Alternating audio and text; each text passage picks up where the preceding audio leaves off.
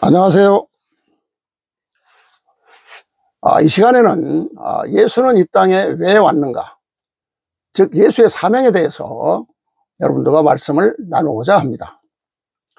이 말씀은 약 3회에 걸쳐서 여러분들에게 말씀을 드리고자 합니다. 그리스도인들은 예수에 관해 많은 사실을 알고 있다고 생각합니다. 그리고 신약 성경에서 드러나는 예수의 모습이 역사적인 실제의 모습이라고 믿습니다.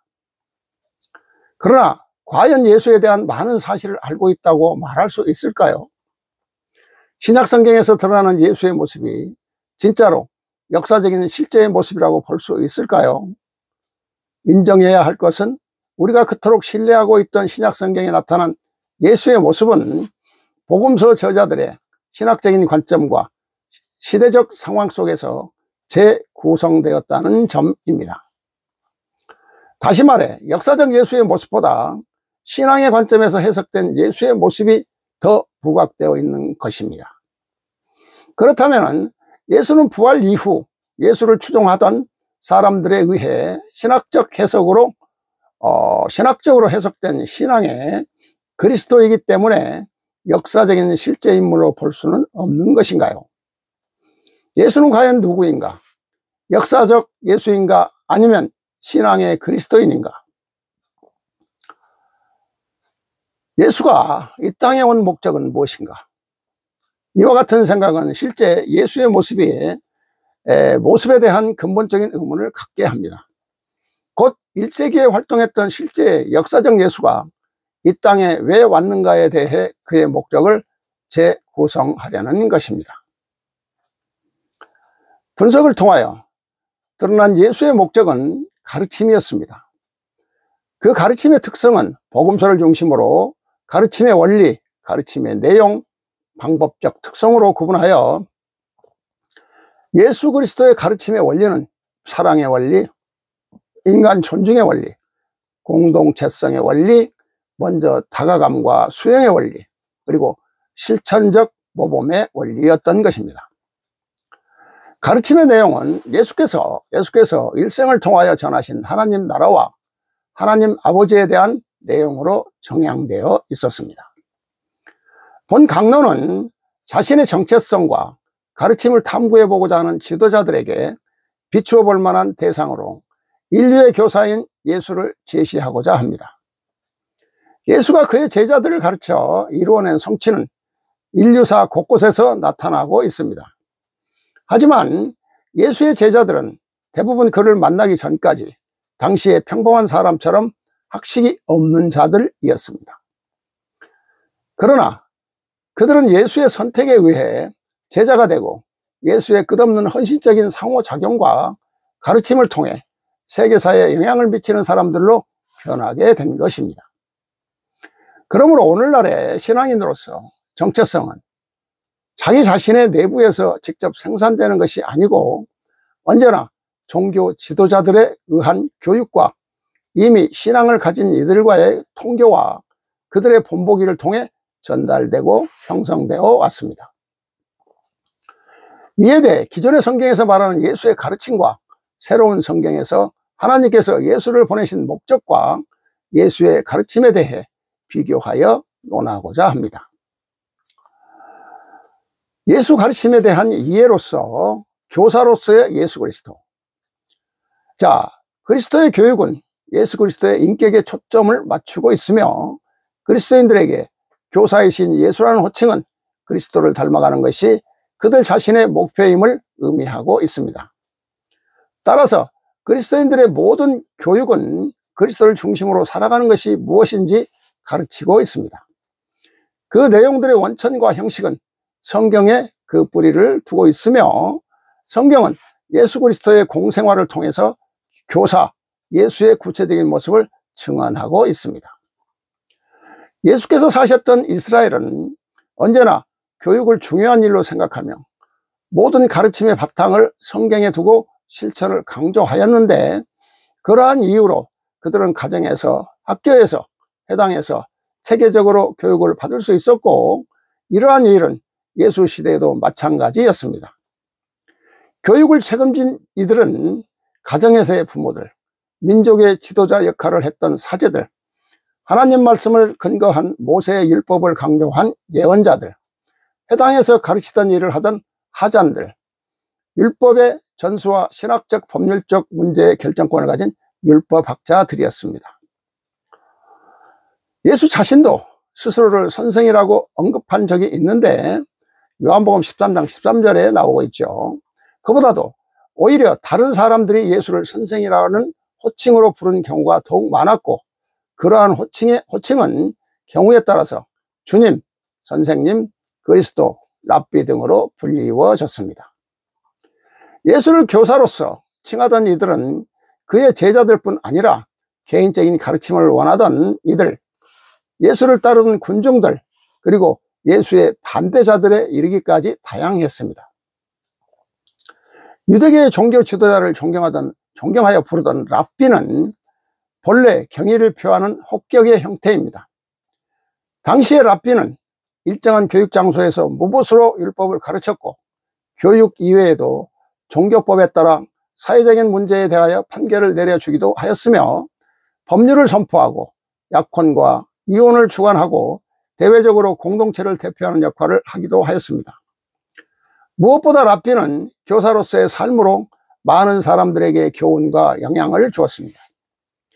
예수께서 선생님, 랍비라는 호칭으로 불리우셨다는 사실은 예수의 모습이 당시 랍비가 주는 영향력, 그리고 삶의 모습과 매우 흡사했음을 시사하고 있습니다. 이렇듯 성경을 풀이하고 율법과 관련된 의문을 설명하며 종교적인 삶의 실천적인 의미를 밝히는 모습들은 정규 교육을 받은 랍비들과 대등했던 것입니다. 그러나 예수가 여러 랍비들과 구별되는 점이 있다면 그것은 그가 율법학자들처럼 자신을 의식하지 않았고 그의 제자들을 랍비로 교육시킨 적이 없으며 오히려 특별한 방식으로 그들을 후계자로 불러 세웠다는 것입니다. 사실 회당에서 이루어졌던 예수의 가르침도 율법학자들의 가르침과는 구별되었습니다. 이에 대해 복음서는 그들은 그 가르침을 듣고 놀랐던 것이죠. 그 가르치는 것이 율법학자들과는 달리 권위가 있었기 때문입니다. 이러한 근거를 바탕으로 예수는 공생활을 통해서 병자를 고쳐주시고 배고파하는 이들에게 먹을 것을 나눠주셨으며 유능한 설교자였고 기적을 일으키는 인물이기도 하였지만 무엇보다도 그분은 항상 가르치는 교사였다고 말할 수 있습니다. 그의 활동에는 인간에 대한 깊은 이해와 통찰이 있었고 전인적인 성장을 위한 교육적 노력이 있었으며 하나님 나라의 선포와 가르침이라는 뚜렷한 목표가 있었기 때문입니다. 그 목표는 지성과 감성에 영향을 미칠 뿐 아니라 한 사람의 삶을 변화시키는 궁극적인 동기를 제공하기도 하였습니다. 한 사람이 자신의 삶의 길에서 잘못을 깨달아 뉘우치고 긍정적인 변화와 새로운 삶을 향해 나아가도록 한 것은 이끌어내다라는 뜻을 포함하고 있으며 이 이끌어내다라는 뜻을 포함하고 있는 교육의 어원적 의미와 연관시켜 살펴볼 때 예수의 사명이 곧 가르침이었음을 알 수가 있습니다. 참된 교사는 한 인간에게 내재되어 있는 가능성과 능력을 이끌어내기 위하여 그에 필요한 전략과 전술을 모두 지녀야만 하고 목표와 더불어 이를 성취시키기 위한 수단까지 모두 갖추고 있어야 하기 때문입니다. 우리는 예수의 지상 사명과 그의 활동을 살펴보면서 교사 예수의 참된 면모를 더 잘 알아볼 수 있게 될 것입니다. 이렇듯 교사로서 예수가 행했던 교육적 특성들은 2000년이 지난 지금도 큰 의미를 지닌다고 할 수 있겠습니다. 자, 이러한 의미를 새로운 성경은 어떻게 말하고 있는지 알아보겠습니다. 새로운 성경 8126번째, 새로운 성경 8126번째에서는 3절부터 보면은 너희는 랍비라 칭하지 말라 했으니 이는 선생이라 칭함을 받지 말라고 나의 아들이 너희에게 그리 가르쳐 주었으며, 마태복음 23장 8절의 말씀입니다. 선생은 오직 한 사람이며 두 사람이 없다. 너희는 그리 가르치느니라. 그러니 선생은 하나요 깨닫는 것은 다 한 사람의 뜻을 가르쳐서 깨달아야 할 것이며 너희는 선생과 제자가 아니요 한 형제라. 마태복음 23장 8절의 말씀이죠. 선생과 제자가 아니라 한 형제라 그리 가르치고 전하라는 것이 성서에 기록되어 있음이니라. 그러나 너희는 이와 같은 대목을 어찌 가르치는가? 이와 같이 선생을 두지 말라 하니 세상에서 너희를 깨우쳐주고 육의 세상에서 인도하는 그와 같은 선생도 두지 아니하며 오로지 나 여호와여 그리스도만 선생이라 깨우쳐주며 그리하여 인간 세상에서 가르치는 스승은 스승이 아니며 그 모두를 머릿속으로 지워버리라는 그와 같은 뜻으로 가르치는 자들이 있음이니 이게 얼마나 어리석은 짓인지 알겠느냐. 너희가 랍비오 선생이라 칭함을 받지 말라 함이 무엇이더냐. 너희가 선생의 칭함을 받을 수 있는 것은 내가 여기서 너희에게 전하는 나의 뜻을 전하는 자요 내 뜻을 가르치는 자는 천사 같은 자가 되어야 선생이라 칭호를 받을 수 있기 때문에 너희가 그와 같이 변화되는 아름다운 모습으로 살아가지 아니하면 그를 받을 수 없는 것이니 너희가 선생이라는 칭호를 받으려면 나 여호와의 뜻이요 천사같이 변하는 그와 같은 자가 되라 하는 것이 나 여호와의 뜻이니라. 그러니 이 세상에 선생은 단 한 분이요 누구도 선생이란 소리를 들을 수 없다고 말하는 그 가르침은 바로 내가 너희에게 오늘 경종을 울리게 한 뜻임을 알라. 내가 여기서 너희에게 함부로 스승이라 칭하지 말라 한 것은 내 뜻대로 살아가는 천사와 같은 자가 아니면 선생이 될 수 없다는 것을 가르치며 오늘의 만연된 함량미달이요 자격이 없는 자들이 다스리고 경종을 울리려고 내가 미리 너희에게 전해준 것임을 알아야 할 것이니라. 또 새로운 성경 8127번째의 말씀은 또한 너희가 지도자라 칭함을 받지 말라 성서에 기록하여 너희에게 가르쳤음이니 지도자라 하는 것은 그리스도요 나의 아들 예수밖에 세상에 없으며 창조주 나 여호와밖에 없음이니 너희는 지도자라는 것을 붙이지 말라 함이니라. 그러나 그와 같은 깨달음은 오로지 나의 아들만 선생이요 지도자란 말을 들을 수 있다고 그리 생각하니 이것이 잘못됨이니라. 다만 지도자라 칭함을 받지 말라 하는 것은 나의 아들 예수와 같은 삶으로 변하지 못하는 자가 받지 말라 하며 나의 아들 예수와 같은 삶을 사는 자 그보다 더 위대한 삶을 산다고 칭송을 받는 자는 너희가 지도자라 하지 아니하여도 지도자가 되는 것이며 너희가 그 역사를 하지 아니한다 해도 나 여호와가 너희를 지도자라 명하여 그 역사를 임하게 함이니 예수의 삶같이 변화되는 칭송을 받지 아니하면 아니 된다는 나의 뜻임을 알라.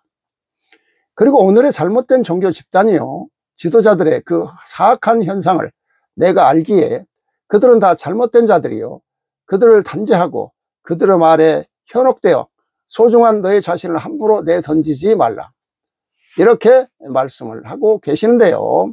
이 말씀을 다시 말하면은 예수와 같은 삶으로 변하여 삶을 살지 못하는 자는 지도자라 선생이라 칭함을 받지 말라는 것이요 예수와 같은 삶을 사는 자 그보다 더 위대한 삶을 산다고 칭송받는 자는 지도자라 하지 아니하여도 지도자가 되는 것이며 선생이 되는 것이라는 말씀입니다.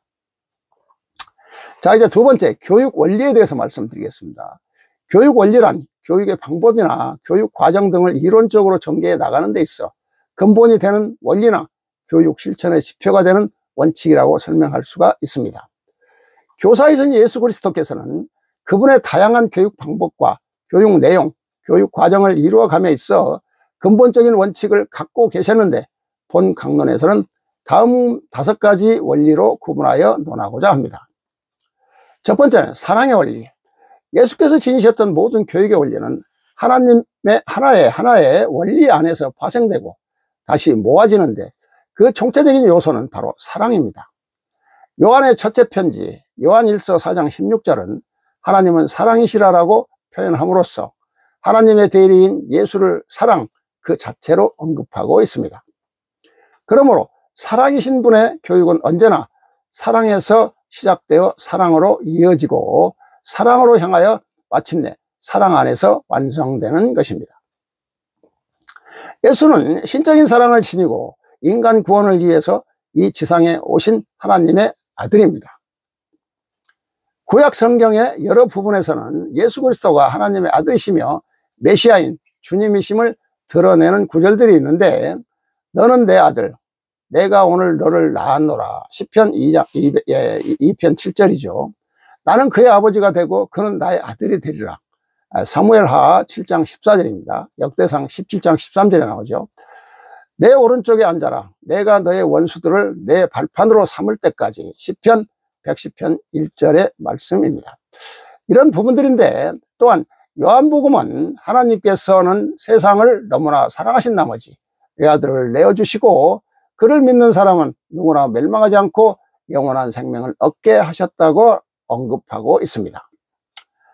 예수의 교육 원리는 길 잃은 양을 찾아 나서는 목자와 잃어버린 은전을 찾는 여인, 방탕한 아들을 보고 달려나가 안아주는 아버지에 대한 비유의 말씀을 하실 때 드러나면서, 그분의 십자가의 죽음은 하나님께서 인간을 들어 높이시고 구원해 주시고자 당신 자신을 내어주시는 사랑의 원리의 절정이라고 할 수가 있다고 신학자들은 말하고 있습니다. 그리스도에 찔린 옆구리를 바라볼 때 우리는 하나님은 사랑이심이라 하는 말씀을 이해할 수가 있기 때문인데, 예수께서는 당신이 이 세상을 떠나시기 전날 저녁에 제자들과 함께 식사하시고 사랑의 실천적 행동을 모범으로 보여주신 자리에서도 모든 율법을 하나로 요약하여 하나의 계명을 남겨주셨는데, 그 또한 사랑의 새 계명이었습니다. 이러한 사랑의 원리는 인간에 대한 이해와 통찰로 이어지고 있습니다. 사도 요한은 예수님께서는 사람 속에 들어있는 것까지 알고 계셨다라고 증언하는데, 복음서의 곳곳에는 예수께서 지니신 인간의 본성에 대한 이해와 통찰이 잘 드러나고 있습니다. 예수께서 지니신 인간에 대한 이해와 통찰은 사랑의 원리를 바탕으로 하여 그에 맞는 적절한 가르침을 주시고 기적과 치유의 행위로 이어지게 하셨습니다. 또한 사랑의 원리는 이웃사랑에 대한 가르침으로 구체화되는데, 착한 사마리아 사람의 비유, 누가복음 10장 25절 37절 말씀이죠. 그 비유에서 보듯이 그리스도인의 사랑 실천은 무엇보다 긴급한 요구와 특수한 상황에 열려있는 것임을 강조하고자 하셨습니다. 이와 같은 보는 마음은 사랑의 활동에 필요한 곳이 어디인지 보고 거기에 따라 알맞는 행동을 하는 착한 사마리아인의 원칙이며 예수님의 원칙이고 그리스도인의 원칙이 되는 것입니다. 예수의 행동으로 드러났던 진진된 사랑은 모든 사람에게 향하여 또 모든 사람에게 이르는 사랑입니다.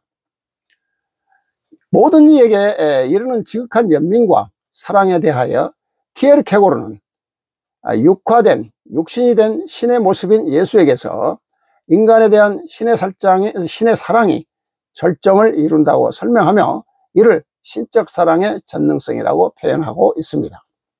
따라서 말씀이신 분께서 이 지상에 육신을 취하여 오심과 구원 계획에 의한 수많은 기적들, 또 무조건적인 용서, 모두 이 사랑의 원리에 기초하고 있는 것이라고 볼 수가 있는 것입니다. 자, 이 사랑에 대해서 새로운 성경 940번째 하나님 말씀을 보면은요, 요한일서 4장 7절에 8절의 말씀을 해석해 주고 계십니다. 자, 940번째 38절부터 보면은 사랑이 무엇이냐? 근본인 나의 성심이고 나의 형체이니라. 나는 사랑이니라. 사탄이 사랑을 베풀고 선함을 베푼다 하면 나는 그를 받아들일 것이니라. 그는 사탄이 아니기 때문이니라. 사랑을 하기 때문이니라. 모두는 나의 안에 있는 것이니라. 너희들은 전지전능한 나 여호와 하나님이라 부르짖지 말라. 너희들만이 구원을 받을 수 있는 자요, 너희들이 가는 길만이 구원을 받을 수 있는 길이요, 너희들만이 사랑을 베풀면 그 은혜를 받을 수 있으며, 너희들만이 착한 일을 행할 때 사랑을 받는다고 생각하는 자는 전지전능한 하늘에 계신 여호와 하나님 아버지라 나를 부르지 말라. 나는 만백성 피조물의 어버이니라. 즉 기독교에서 오로지 자기들의 하나님 아버지라고 부르는 것에 대해서 말씀을 하고 계시는 것입니다.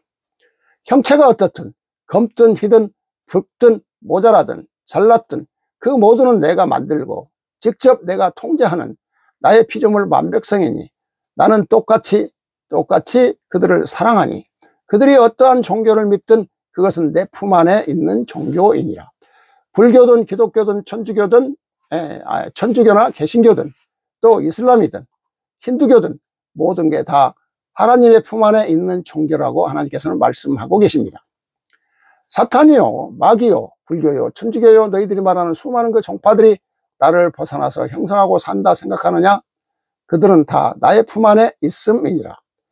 그들이 선행을 베푼 것은 다만 그들이 깨우침이 있으며 그들은 악인이요, 사탄이요, 마귀가 아니니라. 즉 선행을 베푸는 자는 절대로 악인이 아니고 사탄이 아니고 마귀가 아니라는 말씀을 하고 있는 것입니다. 그렇다면 하나님의 자녀가 되는 것이겠죠.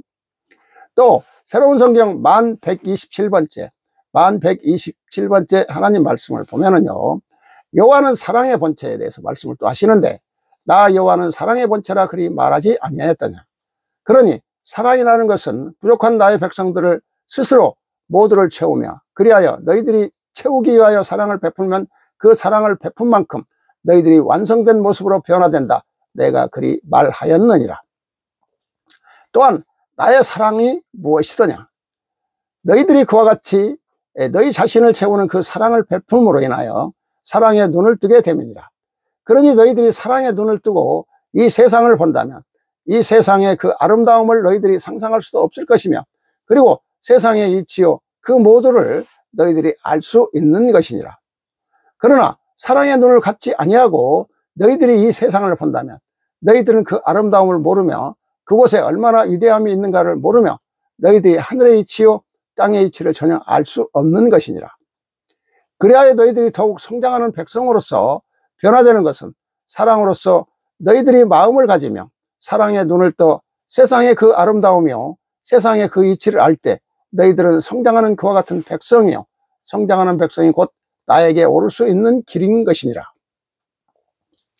그리고 하늘에 오르는 길을 올 수 있으며 그 길을 따라오는 백성으로 변화되어 있다는 것을 너희들은 알아야 될 것이니라. 그러니 너희들이 그때가 되어서만이 너희들이 사랑의 눈을 뜨며 성장하고 더 성장하며 하늘에 오르는 길이요 참진리의 길을 따라오는 그와 같은 삶을 살 때 인간이 너희들이 죄악이 무엇이며 내가 짓고 사는 것이 어떠한 죄며 내가 지금 살아가는 것이 어떠한 형태인가를 볼 수 있으며 자신을 볼 수 있는 그와 같은 역사함을 얻는다는 것을 너희들은 알아야 될 것이니라. 그러니 너희들이 사랑이라는 것을 행함으로써 너희 자신이 아름답게 변하며 너희들이 사랑의 눈을 뜰 때 모두를 다 볼 수 있는 그와 같은 지혜를 얻게 됨이니라. 그래야 사랑이 모두를 다 이루는 것이라 함을 잊지 말라. 사랑을 행하지 아니하고 사랑을 접어두며 사랑을 모르는 그 백성은 아무것도 알지 못하는 자요. 제가 짓고 있는 그 죄의 생활을 모르며 제가 짓고 있는 그 악의 뿌리도 모르며 제가 어떠한 길을 지금 달려가고 있는 것인가 그 아무것도 분별할 수 없는 그와 같은 백성으로 전락되어 간다는 것을 알라 그리 전하라 라고 사랑에 대해서 사랑의 행함에 대해서 하나님께서 이렇게 강조하고 계시는 것입니다.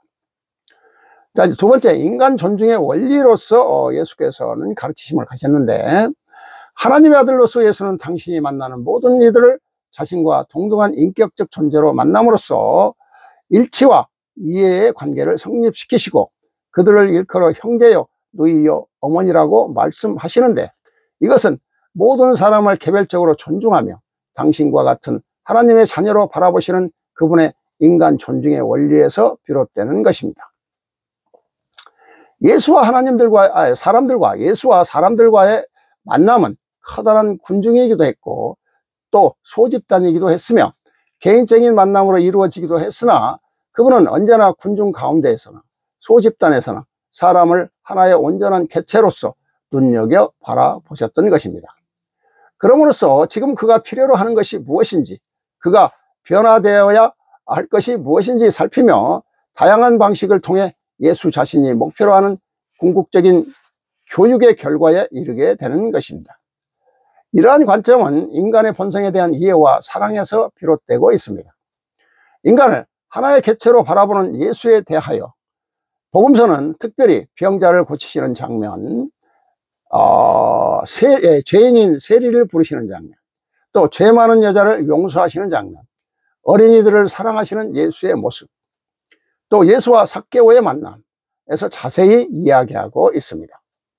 또한 당신의 제자로 부르신 이들을 통해서 예수의 인간 존중의 원리를 더욱 구체적으로 이해할 수 있는데, 예수께서 선택하신 제자들, 또 그분을 추종한 사람들은 모두 독특한 성격을 소유한 이들로서 그들은 개발되지 못한 자들, 또 충동적인 사람들, 죄인들, 당황한 사람들, 무지한 사람들, 편견에 빠져 있는 사람들, 불안정한 사람들이었습니다.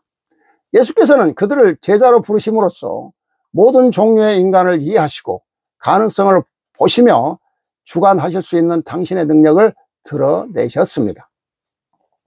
이러한 인간 존중의 원리 안에서 성경 이야기들은 독자에게 개별적인 의미를 던지며 그로 인하여 성경과 하나님, 구원사 전체를 이해하도록 이끌게 되는 것이었습니다. 예수께서는 이처럼 피교육자의 능력, 필요, 태도, 동기, 기능성을, 가능성을 알고 있었기에 그것과 관련된 교육이 인격적으로 시작되고 이루어질 수 있었다고 볼 수가 있습니다.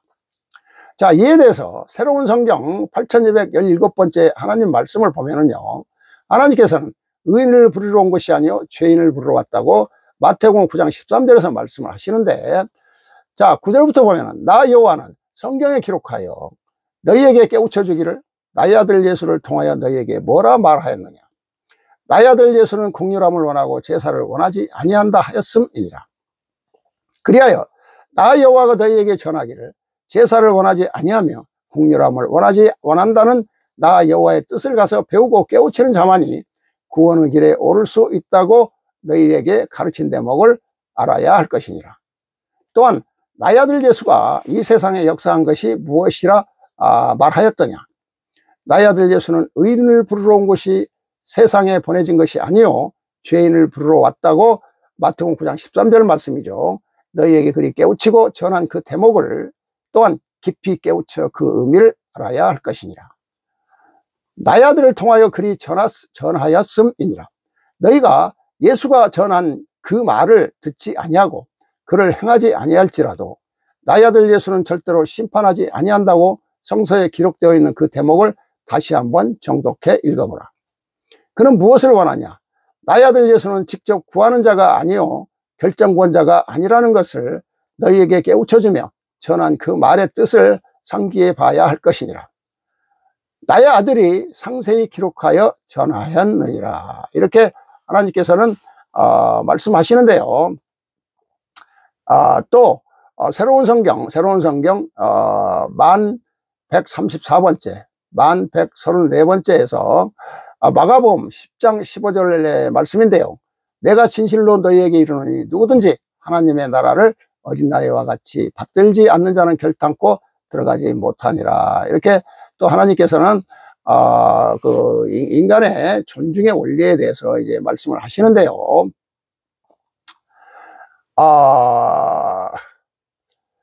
8절부터 보면은요, 누구든지 어린아이와 같은 순진한 마음으로서 나 여호와가 하늘에 존재하며 나 여호와가 존재하는 것을 너희들이 받아들이고 믿는 자는 나의 나라에 올 수가 있으나 그와 같이 믿지 않는 자는 결단코 거기에 들어가지 못하며 나의 나라에 올 수 없다. 내가 너희들에게 이미 기록하여 전하지 않았느냐.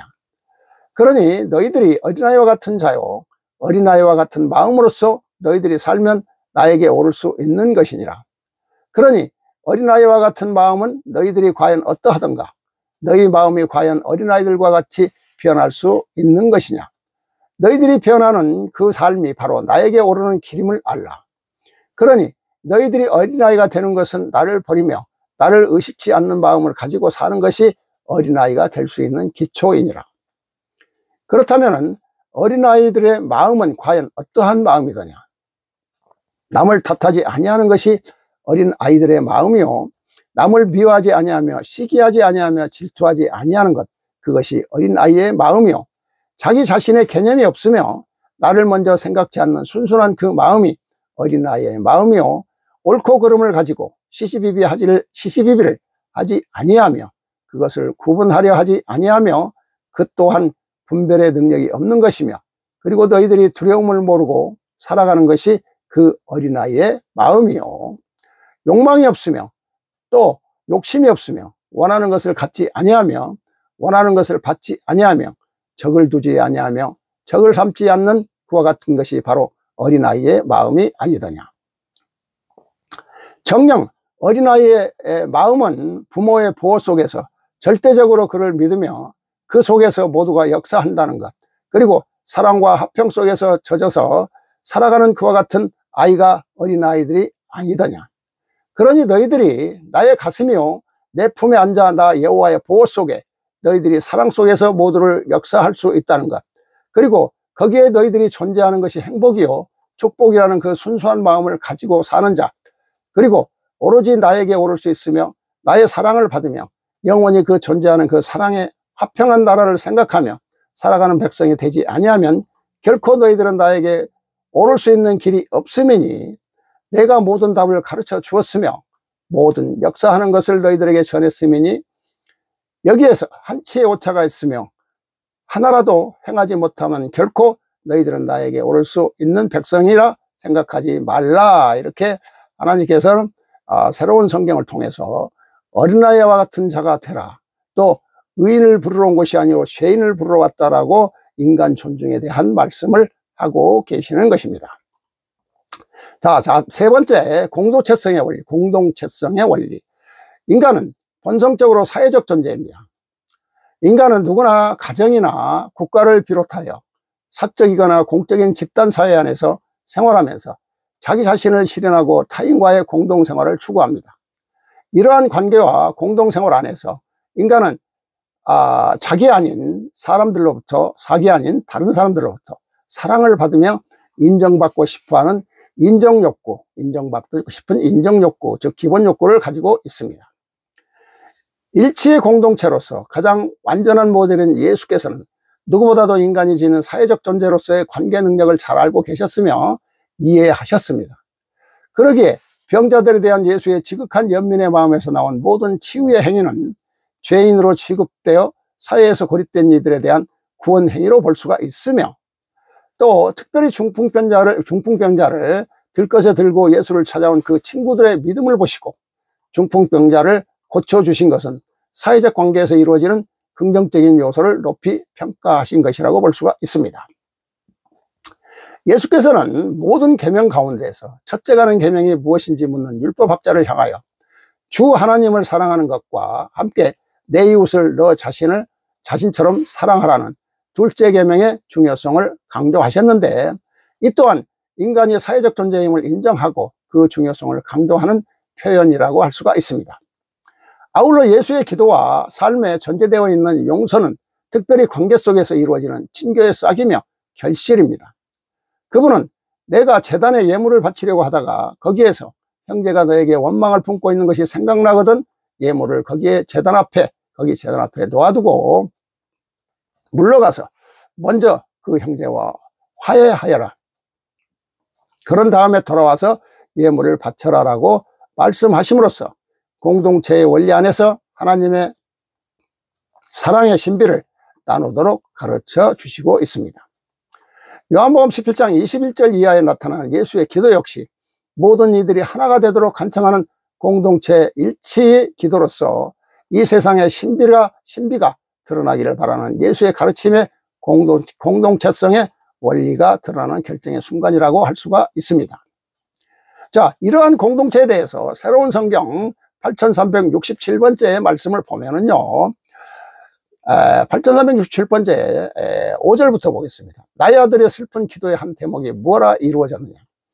아버지께서 내려주신 영광을 내가 모든 백성 저희들에게 주었사오니 이는 우리가 하나가 되는 것 같이 저희도 하나가 되게 하려 함이니 이는 아버님의 뜻이요 아버님이 역사하는 뜻이라 나의 아들 예수는 그리 전하고 가르쳤음이니라. 이 얘기는 요한복음 17장 22절의 말씀입니다. 그러나 나의 아들 예수가 나로부터 받은 모든 영광이요 그 권세요 능력을 다 모든 백성에게 내린 것은 그들이 다 하나가 되어 하나의 뜻으로서 모두를 역사하기 위하여 나의 뜻을 시행하고 역사하고자 하는 그 뜻을 예수가 그리 기도하였으며 그와 같은 말로써 예수는 그 제자들에게 가르쳤음이니라. 나 여호와가 원하는 것은 모두가 하나가 되는 것이며 하나가 되기를 바라는 것, 그리하여 하나로 만들기 위하여 하나로 역사하기 위하여 나의 아들 예수에게 영광된 그 모든 권세와 능력을 주어 내려보낸 것을 그 백성들에게 전하였으며 그들이 하나가 되게 하고자 하는 나의 뜻에 따라 역사하였다는 예수의 그 애절한 기도를 너희들은 과연 어찌 생각하는가? 예수가 나의 뜻대로 하나로서 모두를 역사하고자 했다는 그 기도의 내용처럼 과연 모든 백성들이 지금 하나가 되어 나의 아들 예수를 통하여 가르치고자 하는 그 뜻과 그가 이루고자 했던 것을 지금 따라가는 백성이라 말할 수 있는가? 과연 너희들이 나 여호와가 예수를 통하여 모든 백성을 하나로 만들고자 하여 모든 권세와 능력을 그에게 주어 너희들에게 기적을 이루었다는 그 예수의 그 기도요, 그것을 만 백성에게 깨우치고 전하고자 해도 전할 길이 없어 나에게 능력과 힘을 달라고 한 예수의 그 기도를 듣고 과연 너희들은 어찌 생각하는가? 너희들의 오늘의 삶이 과연 나의 아들 예수의 뜻이요 곧 나 여호와의 뜻에 의하여 역사했다 생각하는가? 내가 바라보는 이 세상은 한 백성도 그와 같이 간 적이 없음이니라. 즉 예수가 가르쳤던 그 모든 것들에 따라서 행한 자, 따라 사는 자 없다는 하나님의 한탄 섞인 말씀이 되겠습니다. 자, 지금까지 했던 말씀을 결론의 말씀을 드리고자 합니다.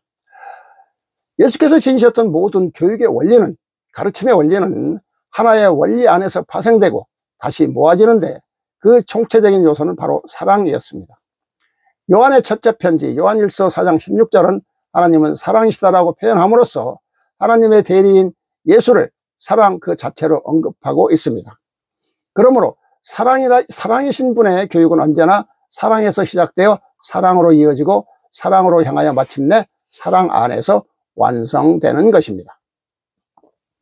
하나님의 아들로서의 예수는 당신이 만나는 모든 이들을 자신과 동등한 인격적 존재로 만남으로써 일치와 이해의 관계를 성립시키고 그들을 일컬어 형제요, 누이요, 어머니라고 말씀하시는데 이것은 모든 사람을 개별적으로 존중하여 당신과 같은 하나님의 자녀로 바라보시는 그분의 인간 존중의 원리에서 비롯되는 것입니다.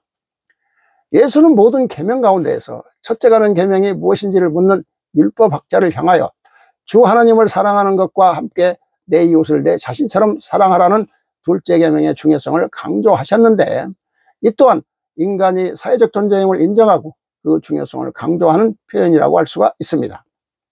아울러 예수의 기도와 삶이 전제되어 있는 용서는 특별히 관계 속에서 이루어지는 친교의 싹이며 결실입니다. 인간이 누구나 가정이나 국가를 비롯하여 사적이거나 공적인 사회 집단 안에서 생활하면서 자기 자신을 실현하고 타인과의 공동생활을 추구한다. 예수는 인간은 사회적 존재로 보고 있는 것입니다. 또한 예수는 내가 제단에 제물을 바치려고 하다가 거기에 형제가 너에게 원망을 품고 있는 것이 생각나거든 예물을 거기 제단 앞에 놓아두고 물러가서 먼저 그 형제와 화해하고 그런 다음에 돌아와서 예물을 바치라고 마태복음 5장 23절에서 24절에 말씀을 하고 있는데요. 이 말씀은 공동체의 원리 안에서 하나님의 사랑의 신비를 나누도록 가르쳐 주시는 말씀으로 해석하고 있습니다. 자, 이에 대해 새로운 성경 역시 이와 같은 말씀과 맥을 같이 한다고 볼 수가 있겠습니다. 여호와는 사랑의 본체이며 사랑이라는 것은 부족한 사람들에게 스스로 모두를 채우며 그리하여 채우기 위하여 사랑을 베풀며 그 사랑을 베푼 만큼 너희들이 완성된 모습으로 변화되어 너희 자신을 채운 그 사랑을 베풀므로 인하여 사랑의 눈이 뜨게 된다고 합니다. 예수는 의인을 부르러 세상에 온 것이 아니요 죄인을 부르러 왔으며 죄 많은 여인을 용서하시는 인간 존중의 모습을 보여주셨습니다. 또한 예수는 아버지께서 내 안에 내가 아버지 안에 있는 것 같이 저희도 다 하나가 되게 우리 안에 하나가 있게 하옵소서라고 하는 기도로 세상으로 아버지께서 나를 보내신 것을 믿게 하옵소서 하며 저를 믿게 하여 그 모든 참 진리요 여호와의 뜻을 하늘에 있으며 여호와가 존재하는 것을 깨우치도록 가르치고 그들이 하나가 되게 하고자 여호와의 뜻에 따라 역사하셨다는 예수의 그 간절한 기도는 하나가 되는 공동체의 중요성을 새로운 성경은 강조하고 있는 것입니다. 자, 이로써 사랑의 원리, 공동체성의 원리, 등에 대해서 여러분들과 말씀을 나누었습니다. 자, 오늘은 여기서 말씀을 마치고요. 지금까지 함께 해주심을 감사합니다. 다음 주에 다시 뵙겠습니다.